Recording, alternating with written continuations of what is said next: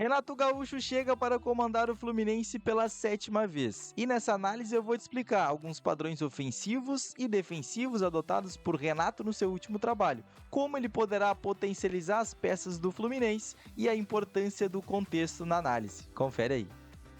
Então, pessoal, começando a análise do Renato Portaluppi, apontando novamente o contexto, que é importantíssimo nessa análise para a gente projetar o que ele pode fazer no Fluminense. O Grêmio, ano passado, realizava uma série de bola em 2+3. Eram os dois laterais mais projetados e o primeiro volante se movimentando bastante nas costas dessa primeira linha de marcação para tentar gerar linhas de passe. Porém, os dois zagueiros do Grêmio, tanto o Rodrigo Eli como o Gemerson, não possuem essa capacidade de passe. Com isso, o Grêmio do Renato buscava bastante realizar essas bolas mais longas, sem correr tanto risco nessa primeira fase de construção, até para não deixar os dois zagueiros em condições adversas dentro do jogo nessa primeira fase. Então, o Grêmio buscava bastante essas bolas mais diretas, principalmente para o Bright White realizar esse apoio, e aí a partir disso a equipe conseguia avançar já no campo, tinha as características para sair jogando, e aí foi adaptado. E agora no Fluminense, já no primeiro jogo, a gente vê algo diferente, né?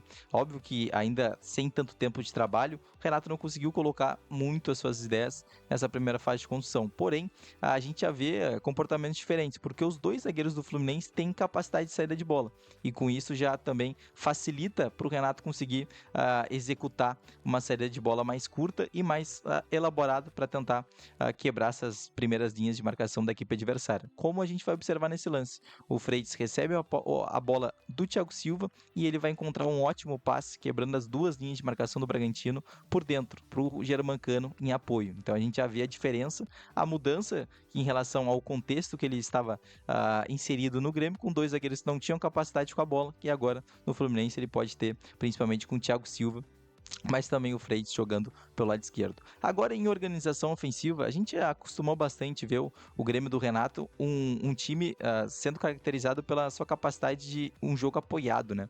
De muitos jogadores próximo da bola, 3 ou 4 jogadores próximo do jogador que está com a posse de bola, e aí a equipe avançar em passes curtos e rápidos. Então, algo que a gente pode também observar no Fluminense. Já nesse primeiro jogo, a gente tem uma jogada que exemplifica isso, né? Que é muitos jogadores próximos da bola, como o John Arias, que está com a posse, o Germancano baixa para receber, para dar essa opção de passe, o lateral já está próximo do John Arias e o segundo homem de meio campo também, que vai conectar com o John Arias, e aí o Arias vai devolver para o Hércules, e o Hércules vai realizar uma ótima finalização. E esses movimentos eram bastante vistos no Grêmio, como a gente vai observar nesse lance. Tem o João Pedro que está com a posse de bola, o ponta um pouco mais por dentro, o camisa 8 tentando procurar esse espaço já gerado pelo camisa 10, que é o Cristaldo, que atraiu a atenção do lateral e gerou espaço para o Vila Sante atacar a área. Então são 4 jogadores no setor pelo lado direito, criando essa superioridade numérica em cima do adversário,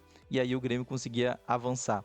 Então é um jogo que o Renato, mesmo com todas as dificuldades enfrentadas na temporada passada, tentava manter a sua principal ideia, nesse jogo mais apoiado, de toques curtos, rápidos, e tentando colocar bastante jogadores próximos da bola, e a partir disso a equipe conseguir realizar tabelas e potencializar o seu individual, né? Que é principalmente aqui pelo lado direito, que era lá no Grêmio, que o Grêmio tinha muita essa capacidade com o João Pedro de avanço ofensivo, e aí a gente vai observar essa jogada. O João Pedro realiza essa ultrapassagem por fora, se coloca como uma opção de passe para o Soteldo, e aí conecta com o Cristaldo, camisa 10, que é um meia mais finalizador, e aí estava numa condição muito boa para conseguir marcar esse gol. E nessa jogada, como a gente observou no Grêmio, a gente já deu para ver alguma coisa no Fluminense, no primeiro jogo do Renato, que é a mesma movimentação. O Arias recebe essa posse de bola e o Guga realiza essa ultrapassagem por fora. Então ele atrai a atenção do marcador e já se colocou uma opção de passe para o John Arias. Isso é importantíssimo, né? Quanto mais opções de passe para o John Arias que ele tiver próximo da bola, mais ele vai conseguir ser um diferencial para a equipe do Fluminense.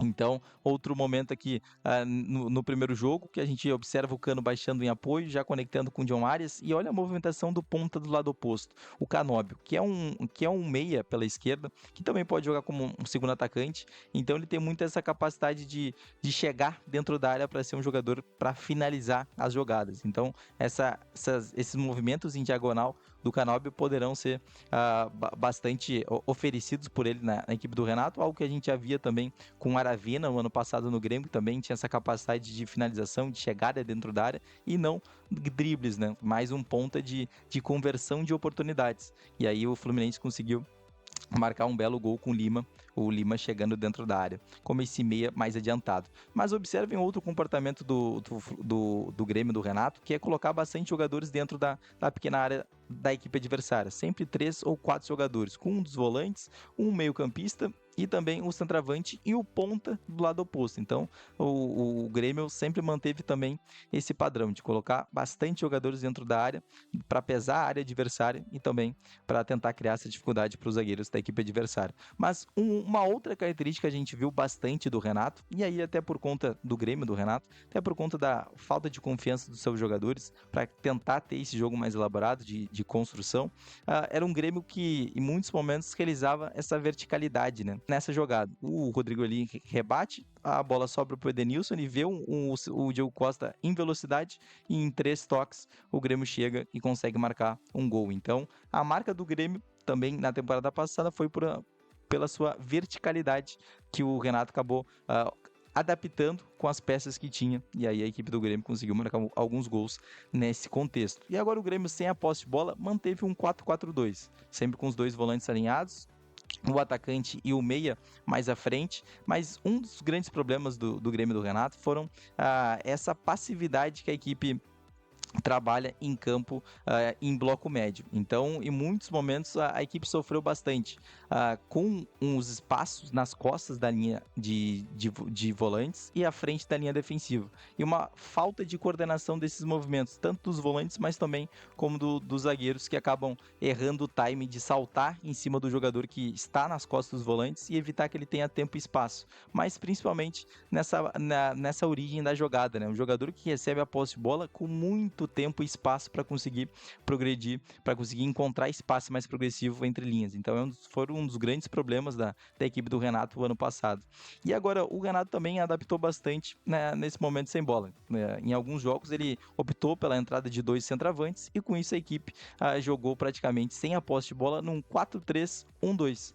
Então, ele tentou, em muitos momentos, modificar a sua forma de defender para tentar encontrar uma assertividade melhor e evitar que a sua equipe sofresse na fase defensiva, né? Agora no seu Fluminense manteve a mesma forma como a equipe estava se defendendo com o Mano Menezes nesse 4-4-2, deixando o Lima e o Cano mais à frente, John Arias mais aberto pela direita, e aí os 2 meio-campistas alinhados, que é um formato que também o Grêmio do Renato utilizava. Mas é importante a gente destacar novamente essa liberdade que tem o homem da bola, e aí a bola entra muito facilmente entre linhas, consegue conectar o Luciano com o atacante e finaliza no gol. Agora nesse jogo, ano passado, contra o Fluminense, o Grêmio e Fluminense, outro momento que o Grêmio deixa muito tempo e espaço para os meio-campistas da equipe adversária, como o Paulo Henrique Ganso, que acerta esse ótimo passe para o John Arias. Então, é um dos grandes problemas do Grêmio,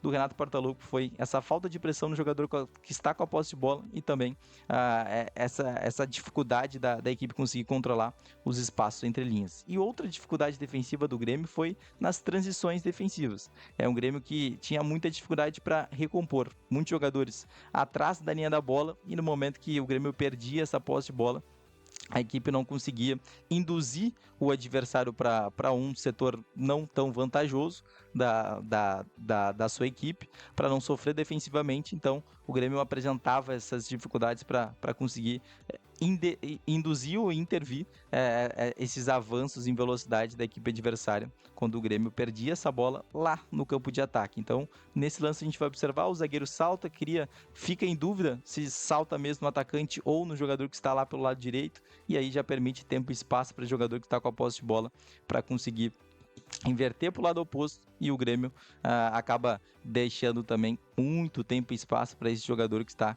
aqui pelo lado oposto.